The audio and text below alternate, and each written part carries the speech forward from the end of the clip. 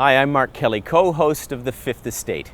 According to a 2015 study, 1 in 3 male university students said they would rape a woman if they knew there would be no consequences. It's a shocking finding. Now, this season we're working hard on a documentary about campus sexual assaults. In the meantime, we want to share with you a video that's used by the Toronto Police Services. It illustrates just how weak an argument it is when men say they weren't sure if women had consented to sex or not. If you're still struggling with consent, just imagine instead of initiating sex, you're making them a cup of tea. You say, "Hey, would you like a cup of tea?" And they go, "Oh my God, I would love a cup of tea, thank you." Then you know they want a cup of tea. If you say, "Hey, would you like a cup of tea?" And they're like, I'm not really sure. Then you could make them a cup of tea, or not, but be aware they might not drink it.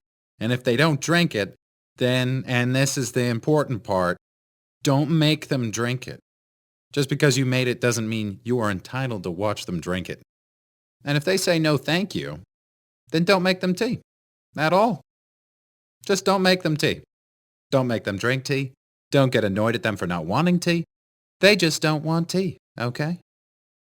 They might say, "Yes, please. That's kind of you." And then when the tea arrives, they actually don't want the tea at all. Sure, that's kind of annoying as you've gone to all the effort of making the tea, but they remain under no obligation to drink the tea. They did want tea, now they don't. Some people change their mind in the time that it takes to boil the kettle, brew the tea, and add the milk. And it's okay for people to change their mind. And you are still not entitled to watch them drink it. And if they're unconscious, don't make them tea. Unconscious people don't want tea. And they can't answer the question, "Do you want tea?" because they're unconscious.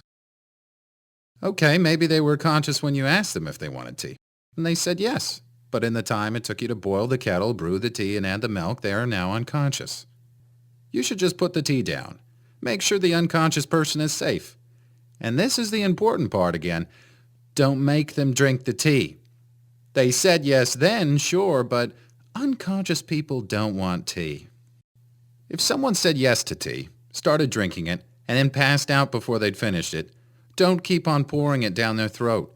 Take the tea away. Make sure they're safe, because unconscious people don't want tea. Trust me on this. If someone said yes to tea around your house last Saturday, that doesn't mean they want you to make them tea all the time. They don't want you to come around to their place unexpectedly and make them tea and force them to drink it going, "But you wanted tea last week." Or to wake up to find you pouring tea down their throat going, "But you wanted tea last night." But if you can understand how completely ludicrous it is to force people to have tea when they don't want tea, and you're able to understand when people don't want tea, then how hard is it to understand it when it comes to sex? Whether it's tea or sex, consent is everything. And on that note, I'm going to go make myself a cup of tea.